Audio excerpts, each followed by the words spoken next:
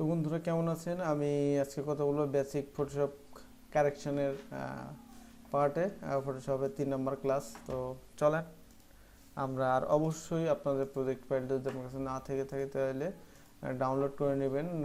টিউটোরিয়ালের ডিসক্রিপশনে ডিসক্রিপশন বক্সে আপনারা পেয়ে যাবেন। তো আজকেরটা ছিল 17 আমি ওপেন করে নিলাম। তারপরে আমরা এরকম একটা ইমেজ এখানে দেখবেন প্রজেক্ট ফাইলে এইভাবে অ্যাড করা আছে। তো আমি যে যে বিষয়গুলো এখানে ব্যবহার করছি সেগুলো আপনি ওখানে পাবেন। তো এখানে আসার পরে দেখেন একটা ইমেজ আমরা ক্রপ করব।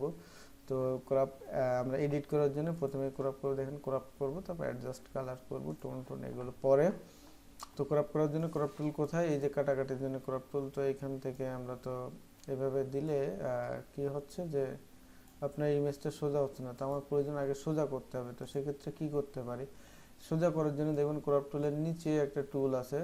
ক্রপ টুলে যেমন ক্রপ টুল দিয়ে কাটার জন্য আমরা কোনো অংশ নেওয়ার জন্য আমরা কিন্তু এভাবে সিলেক্ট করে নিতে পারি। ইমেজটা যদি সোজা হতো তাহলে আমাদের ক্রপ টুলের হেল্প বেটার হতো। তো সেক্ষেত্রে ইমেজটা সোজা না, আমাদের ক্রপ টুলের আসলে কোনো কাজে লাগলো না। তো ক্রপ টুলের নিচে পার্সপেক্টিভ ক্রপ টুল আছে, তো আমি এটা হেল্প নেব। পার্সপেক্টিভ ক্রপ টুল সিলেক্ট করে নিলাম ক্রপ টুলের নিচে। আর আপনারা জানেন অলরেডি যে গ্রুপ টুল কীভাবে আপনারা বের করে নেবেন, তো সেই জন্য এবার বললাম না। তো আপনি নিখুঁতভাবে এই কর্নারে ক্লিক করলাম, তারপর হচ্ছে এই কর্নারে গিয়ে ক্লিক করলাম। ক্লিক করার পরে আমি এই নিচে এসে এই কর্নারে ক্লিক করলাম, তারপরে হচ্ছে এই কর্নারে ক্লিক করলাম।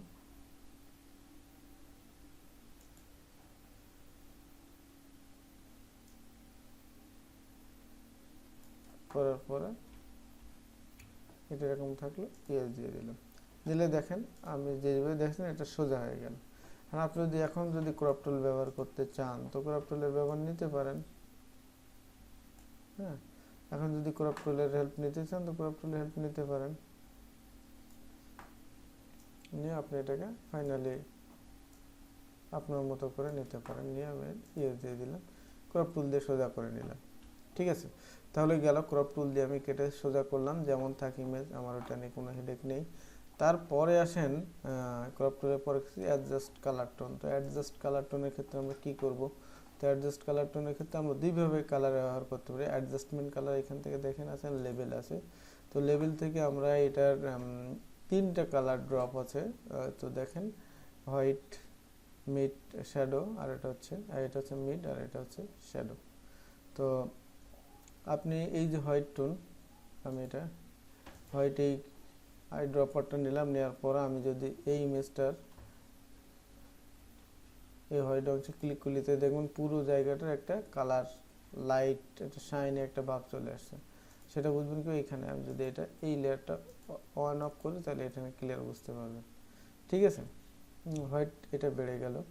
তো আমি জাস্ট একটা ক্লিক করে, আর এখানে আরও অ্যাডজাস্টমেন্ট প্যানেলে আরও কতগুলো বিষয় আছে। ব্রাইটনেস দেখেন এখান থেকে কমাতে বাড়াতে পারবেন আপনার এইভাবে, তো এই করে নিতে পারেন। তো আমি এটা ডিলিট করে দিলাম, একটাই রাখলাম। তাহলে এটা এই অ্যাডজাস্টমেন্ট প্যানেল এখানে থাকলে কোনো কারণে যদি এখানে হারা যায় তাহলে উইন্ডো থেকে অ্যাডজাস্টমেন্ট খুঁজে বের করে নেবেন। নেওয়ার পরে আমার আর কি ছিল যে আমি স্পট হিলিং ব্রাশ টুলের ব্যবহার দেখাবো। স্পট হিলিং ব্রাশ টুল কী করে? তো দেখেন এই যে লাইনগুলো আমার এই ইমেজটাকে আমি ক্লিয়ার করব, তার জন্য কি করতে পারি? আমি একটা অ্যাগনস্টিক দেখাবো এর ভিতরে। ঠিক আছে, তো স্পট হিলিং ব্রাশ টুল আপনার এখানে আসবেন, কোলন স্ট্যাম্প টুল, তারপর হচ্ছে স্পট হিলিং ব্রাশ টুল। তো spot healing brush tool select করলেন, করার পরে আপনি এখান থেকে ড্র্যাগ করেন এভাবে। তো দেখেন স্পট হিলিং ব্রাশ টুল ড্র্যাগ করলে কাজ আছে। তারপরে হিলিং ব্রাশ টুল যদি আপনি নেন, নিয়ে যদি এভাবে ড্র্যাগ করেন তাহলে কাজ হচ্ছে না।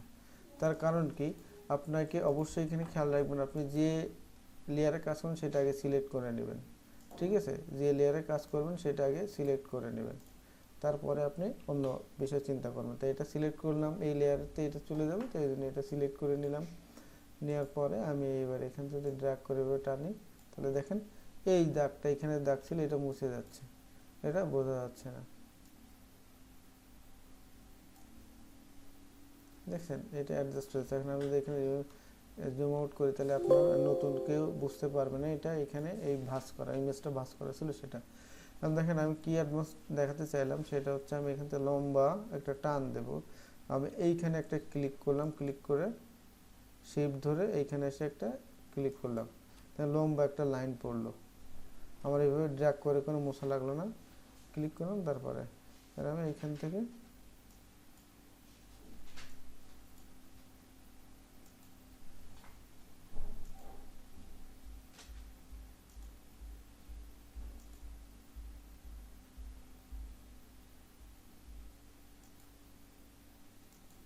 ক্লিক করে করে আপনি এইভাবে ওই বরাবর কাজ করে দিন।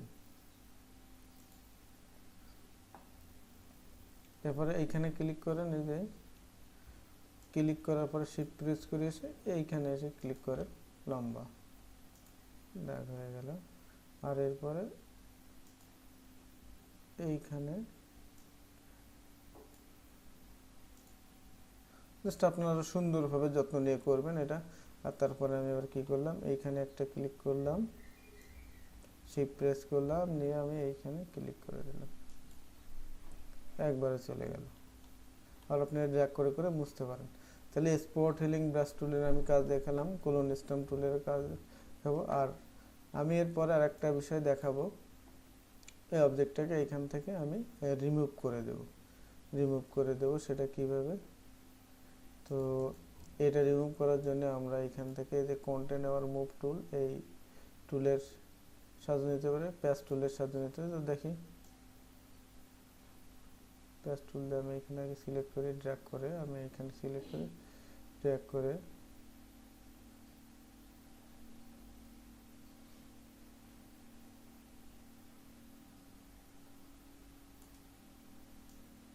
এটাকে ধরে আমি এই সাইডে নিয়ে আসলাম।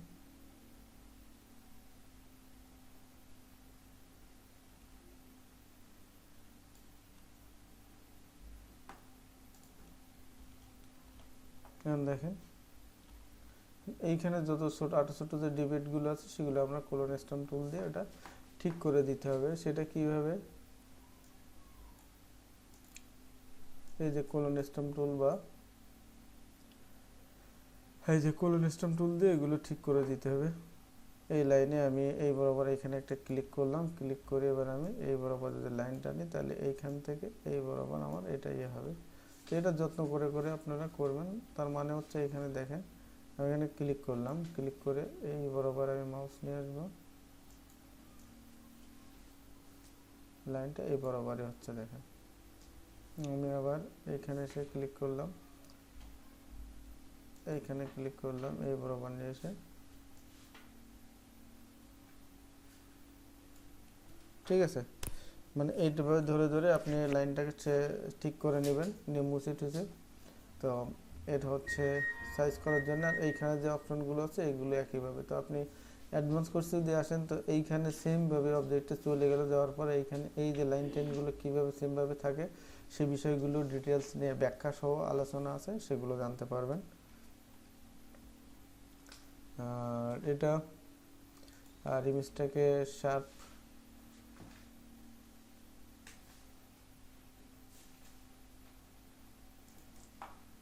আর তারপরে কি ছিল, আমরা কন্টেনার মুভ টুল নিয়ে একটু কাজ করব। সেক্ষেত্রে আমরা দেখেন মোটামুটি এখানে কিছু ট্রিক দেখালাম। তারপরে ফাইল থেকে ওপেনে গিয়ে আমরা এখান থেকে একটা কাজ করব, সেটা হচ্ছে এই যে হাঁসের ইমেজটা নিয়ে আসবো। নিয়ে আসার পরে আমরা কন্টেনার মুভ টুলের একটু কাজ দেখব। কন্টেনার মুভ টুল সেটা কি করে, তো দেখেন আমি এখান থেকে হাঁসটাকে সিলেক্ট করলাম, করার পরে এটাকে ধরে আমি এখানে নিয়ে আসলাম, ইএস দিয়ে দিলাম। দিয়ে দিলে কি হলো, এইখানে একটা বস্তু ছিল সেটা বোঝা যাচ্ছে না, মনে হচ্ছে এইখানেই ছিল। তো এইভাবে আপনারা কাজ করতে পারেন। এবং কন্টেনার মুভ টুলের ভালোভাবে জানলে অনেক ভালো কাজ করতে পারেন। অনেক অ্যাডভান্স কিছু ট্রিক্স আছে, তো সেগুলো আপনারা জানতে পারেন।